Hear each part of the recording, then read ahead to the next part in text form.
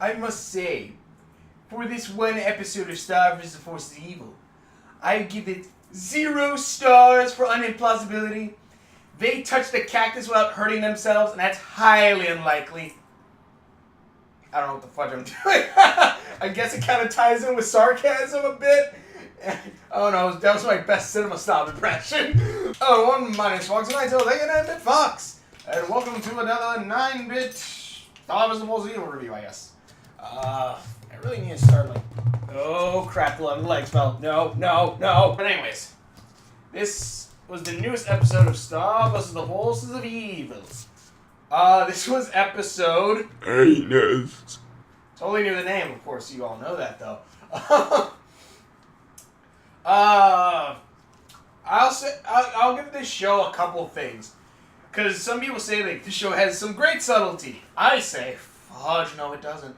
But I will say at least for everything that it's not subtle about, it does have its subtle moments of things and of like, you know, foreshadowing of what's to come. It has its moments, and this is a really good one, and this is actually a world building. See, this is a good episode where it's not technically filler. It's not filler, but it also kind of isn't part of the main story, but it is still part of the side story. It's still world building. It's still building up everything that's happening. Even though I wish this was something that came out... I wish this episode came out in season 4. This feels like an episode that should have came out in season 4, and I'll explain why, but I'll hopefully if I freaking remember. But the reason why is because they should have had more... I've said this before in season 1. They should have had more St. Olga's be kind of clouded in shadows, maybe like many princesses being taken there over the period of like those couple seasons. Maybe we get glimpses of how it is in there, or maybe like Marco and Star get in there once and have to escape, you know, like with Ponyhead and escape. But then slowly as it starts building, then like, you know, they kind of have to, they kind of start building like this revolution that apparently happened throughout the seasons, and then finally like, you know, season 3, they beat the St. Olga's, they kick her out of the school, and you know, everything's hunky, like everything's awesome, like the princes are rebelling and everything like that.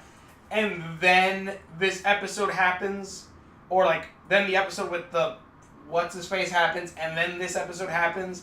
I wish that was how this worked. I wish that's how this episode would have been, but sadly it's not, and it's kind of underwhelming a little bit, but everything else was pretty good. This episode I actually extremely liked. Like, just a quick synopsis. Heinous, or St. Olga, I don't know what her name is Miss Heinous, but she works at St. Olga's School for Children, Princesses, Wayward Princesses, but I guess technically that could be the person who owned the place, but anyways.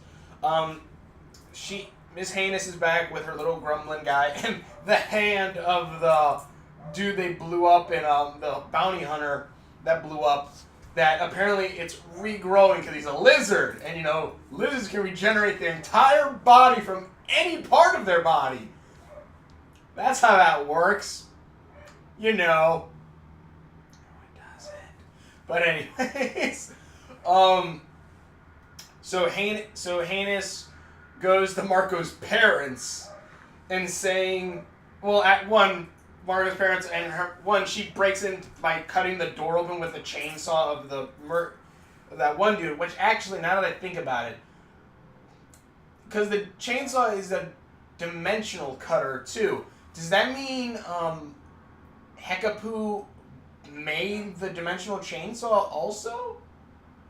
Or is it like there's 2 different kinds? Like there's the dimensional scissors, which, you know, are something you earn, and then like the chainsaw and maybe a couple others are like an automated type of dimensional scissors. Like those are kind of like the commercial ones that you don't have to technically earn, but you can go buy some. Maybe. I don't know. That would kind of suck. But it would kind of make a little sense. Like, maybe these are, like, a different time. Like, maybe someone else other than Hekapoo can make these dimensional cutters. How did she also... never mind. That's for another day. But, so... Heinous comes in. Marco and Star, see, oh crap, Heinous is here. We should stop her. They bust into the house, about to beat the crap out of her, but then the parents say, oh, stop! Marco, what are you doing? Leave her alone! Leave that old woman alone! She's a nice person, that Miss Heinous. I'm just like, you do realize what you just said, right? You do realize the connection of words you have just said. She's not a bad person. And the thing is, I actually kind of really like the Marco's parents in this too. But as you're watching, and also I just thought of something way better that they could do with Star's mom and this. Later, I'll bring that up in later. Anyway, so apparently the parents invited her in after she cut the door down. And Miss Heinous basically wants reprimands. Well, explains everything that Marco did, though does it in like, sadly, the way I would do it a little bit. It's not a lie. You're telling the truth, just not all of it. And that is not a lie. You are telling the truth. They didn't ask for all of it though. Basically saying I was the headmistress of a school of wayward princesses, and then Princess Marco took it all away from me and all this bull crap. And then started a revolution, and now she has merchandise too. I just love that part because Star's like, I love that part because like we didn't know about this, and Star's like, you had merchandise? And I was honestly expecting Marco to say, I didn't know that or something, but he's like, yeah, I get $650 a month. I'm like, fudge me, can I dress up as a princess and get merchandise for it, please? Get money for that? Gosh dang it. But oh, yeah, start a revolution first. Where can I start a revolution? Someone tell me. Ah, jeez. But, and also apparently Marco is basically, an icon to all princesses, to be their own individual, be kind of a rebel and stuff like that. And Miss Heinous says that she wants compensation for this. She wants everything that he did to put right or apologize or whatever. And, or something, to make her feel better, I guess. Alright, hold on.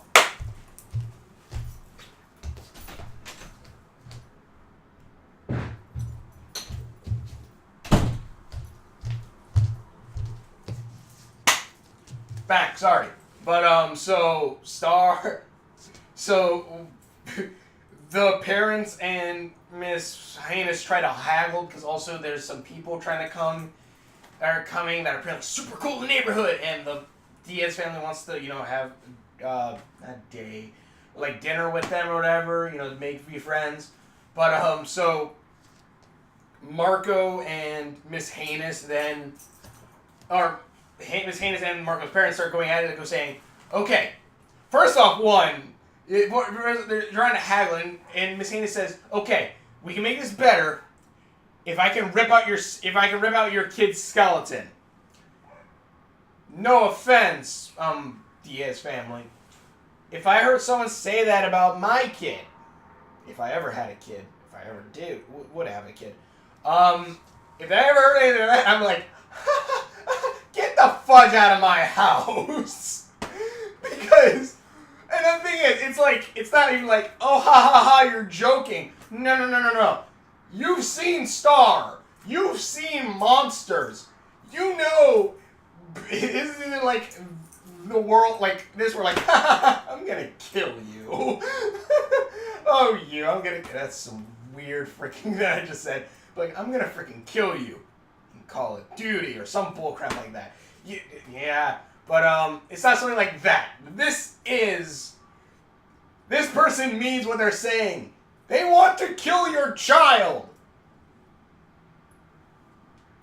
Kick them out. Call the cops. That's a threat. You can call the cops on that. They chopped your door down. You can say they forced their way in. But anyways, they go back and forth, each going back worse and worse, and Marco then just says, can I just say yes, I'm sorry? And evil Heinous like, yes, under the right circumstances, yes. And so what they do is Marco dresses back up in his Princess Marco outfit, which also I knew this episode came out because I was going through DeviantArt and I found some Star Wars Zero fan art of Prince Star, because apparently I didn't remember seeing it too when they were going through the dimensions, all those dimensions of the different stars. One of them was Star as a guy, as a boy. So I'm just like, oh, okay. Thank you. We didn't have enough. We had already tons of art, because I've seen it, of Marco dressed as a princess. Now we're going to have art of Star as a guy. Thank you. Gosh dang it. I need to stop going through DeviantArt so much. But anyways. So Marco then has sit down, dressed up as Princess Marco, and also throughout the entire time, Miss Heinous calling Marco a girl and saying that cute new haircut of yours. I was like, you're an idiot, aren't you, Bucko? But does that mean that Marco looks very girly? Because to us it's cartoon, so in our standard waypoint of how we see things in our world, if we saw Marco, would he look that close to that feminine? I wonder. Besides the point. So Marco has to go in front of camera and say whatever, and has a thing in front of it that says it's not good to be an individual. Star says, "Don't do this, Marco. All these princesses look up to you." And he goes, "Don't worry. I know princesses are a lot stronger than that." And when the camera starts rolling, Marco starts saying it, but then he starts saying it in the most sarcastic tone. And I'm just like, okay, I kind of understand that. I get, he says everything he wanted to say, but I love how he's like, yeah, I'm not sitting here, I totally mean what I'm saying. It's not totally because right behind the camera is Miss Heinous with a gun trying to kill my family. We get here. Something like that. Though quick editing, I'm pretty sure you could mesh all that up, and you could probably mess with audio somehow to make it sound better. Make it sound different, but yeah. So Star and Marco. So the Miss Heinous looks like she's gonna explode. The Orc's like, oh, okay. So they're like, okay, well, we gotta leave now. Bye. Also, and then they leave. It turns out the Orc has a little toy of Princess Marco. They're also living in a car now. And I guess the Orc likes Princess Marco. And then the parents actually say, oh, well, and they, what's her face? Miss Hannah says that the parents should take a more active role in their lives. And the Diaz family, the Diaz parents, and they go say, yeah, we probably should. And they were saying, you know what, we're going to cancel the dinner. We're just going to have a board game with family and stuff. And he said, we should be more involved in your guys' lives. Which I really do like that scene. Because it's not like, oh, we're just going to get involved in Marco's life. Or just that. No. She says their lives. In Star's life and Marco's life. That basically they are going to be Star's foster parents kind of. And I really do like that. That shows that Star is basically part of the family. Which is pretty freaking awesome. And that's also kind of why I hate the mother character in this a little bit. Not the Diaz mother. Star's mother. Because if they would have done... Star's mother seemed to be mean or strict at least. And yeah, she has Star's good intentions at heart, but in the end, Star doesn't really feel that love. She doesn't feel, she doesn't feel like she wants to do what the mom does because of how the mom acts and stuff like that, being mean and strict or whatever.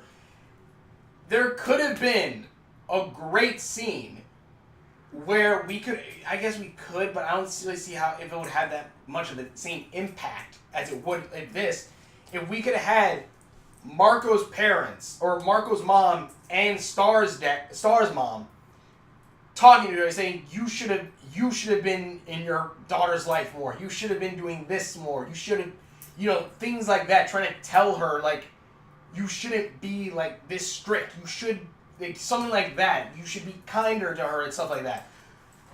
I don't know. I just think that would have been a cooler scene to happen, but I don't think we're going to get that kind of scene. And like I said, this actually has some really good world building in this. Like you were saying, what do you mean? They've been mostly in Marco's house all the time. Yes, but the lizard assassin is in this episode too. That's only his hand, and it's slowly regenerating from just his hand. And that kind of goes with a theory that I saw. It was an animated thing, but it's technically a theory that Toffee would regenerate through his finger, and that's kind of what this is alluding to. That lizard guy from whatever, I believe he looked kind of similar to Toffee. Remember correctly, at least they're probably a similar tribe. That these lizard folk have regenerative powers, extremely fast, extremely good regenerative powers. If anything's gonna happen, Ludo's probably going, or Toffee Ludo is gonna probably try to find his finger and then regenerate it using the spells. Like I said, I think it was the last episode. Regenerate it, slowly building, slowly showing that it doesn't need to be body or whatever to regenerate. They can basically regenerate from any small bit of, I guess, biological matter that they have. Though, I'm assuming the reason why Toffee hasn't regenerated yet is probably because his soul isn't bound to the finger again yet. It's bound to the wand, so I'm assuming that's probably why. Then again, that also begs the question, why doesn't it work with the, Actually, now that I think about it, that's probably... Actually, I'm pretty sure I know how this is going to work now. They're going to take Toffee's wand, and how it has the missing finger, they're going to take the missing finger and place it on the wand.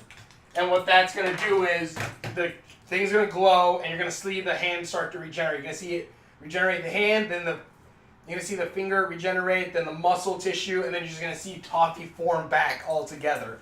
I'm pretty sure now that's how that's going to work. That's one reason why they did the missing finger hand as the one holding the wand. So that's actually going to be a cool scene to see, I'm pretty sure. That'd actually be pretty awesome. But, yeah, and like I said, like, it's world building, showing that, again, they just regenerate from their body themselves, and that this guy's going to start coming back soon.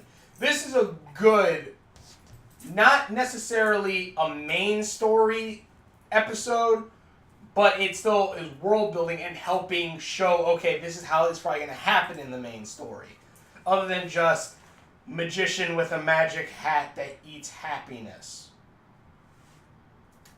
Be sure, that's going to be a great big part in the main story of everything, ain't it? But, yeah, like, that's, yeah, like, or, the foreign kid who we haven't seen again for, I don't know how the fuck long. It's like season 1, like episode 4, a bit ago. Like him, yeah, he's gonna have a great big part in what's coming. You just wait. Great big part. Great big part in this. Real solid part. But yeah, this episode was awesome. It was really good. It had, again, nice world building while still having like a silly setup for all this stuff. Though, again, Miss Heinous is saying different ways to murder Marco. So, maybe, you should kick the person out who's trying to murder you. And also, this town is full of inept cops, apparently. Since the cop's like, yeah, I came here because of a call of double parking, but that car's not taken to the ground because Miss Heinous' car landed on top of another dude's car. So, not my jurisdiction. Call me when something bad happens. They threatened my life. They cut down my front door. Does that not look like something bad? Please? But yeah. And also, what was it? The family that Marco's parents wanted to impress, turns out they see Marco they see the Diaz family as the cool family. Yeah, it was a dumb little joke. That was pretty funny too. But yeah, this episode was good. Definitely want to check out more. Tell me what you guys think in the comments below. You have some links to other videos there, and there if you want to check them out. This episode was awesome. Definitely want to see more. I have a theory video recorded. I don't know if I'm going to upload it this week if they keep doing the Star Versus episodes. Actually, I probably should, just in case one of the episodes actually shows what I theorized. But, especially since they've hinted at it like a couple times at least. But, yeah, so keep on looking out for new theory videos, which movies that I've done. Please in the description below, or the links there, and I believe right there. Please show all my videos. Thank you so much for subscribing. Or thank you very much for watching, and all those who have subscribed, because my subscription has gone up pretty high pretty quickly. Thank you, Starverses. But yeah, it's pretty awesome. Just thank you everyone for watching. Thank you everyone for commenting. I do love answering comments, stuff like that. As long as they're not dumb comments. Well, I don't mean like and there's any dumb comments, but I mean like, what is it? I saw a spam one of them, like, ha ha ha, spam, you boy, girl, ooh, some bullcrap. I'm like, what the fudge is this? But yeah. Either way, thank you so much for watching. Share all the videos, and we will see you. And we will see you later. Keep thinking Markiplier ending. I don't know why. Explosion! Surprise!